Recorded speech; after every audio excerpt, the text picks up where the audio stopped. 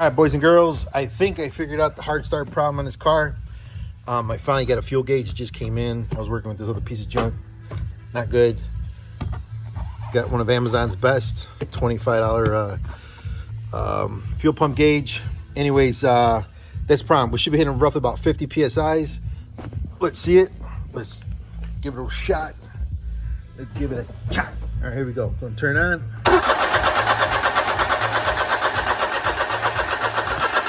30 PSIs. Let's do it one more time. See if we can get the car to start. Let me put this camera right. All right.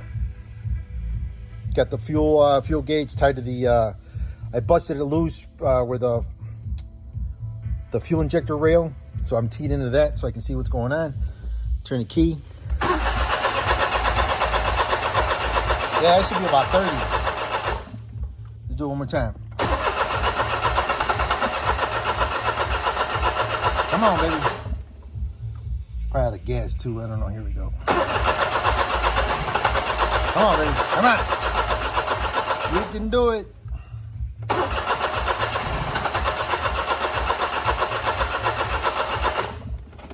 Anyways, I should be hitting 50 PSIs. That 30 is a bag of BS. So we're gonna lift the car up, drop the tank. The guy who had the car before me, whoever was working on it, was pulling one of those sheet metal screws and he went right through the tank.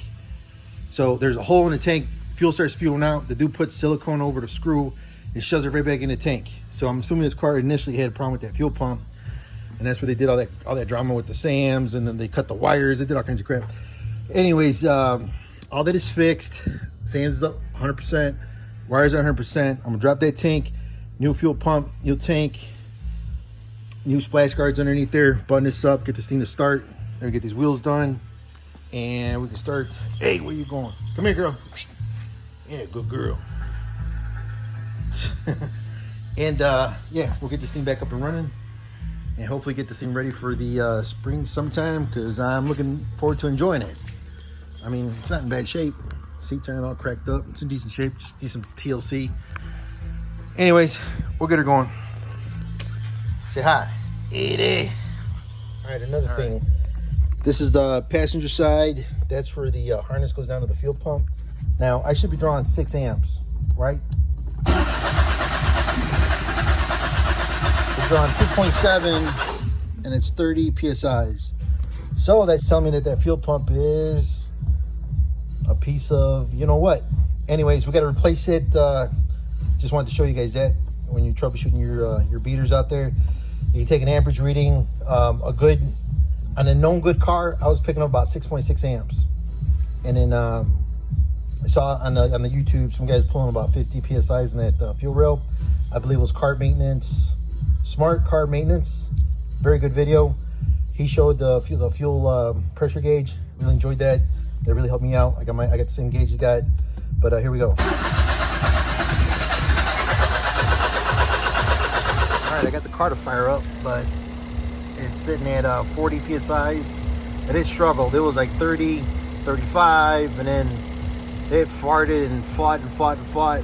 We're sitting at 40, but we got to be at 50 PSIs. Let me zone that in real quick there. Yeah. Anyways, it's gonna get a new fuel pump. I ain't got time for this drama.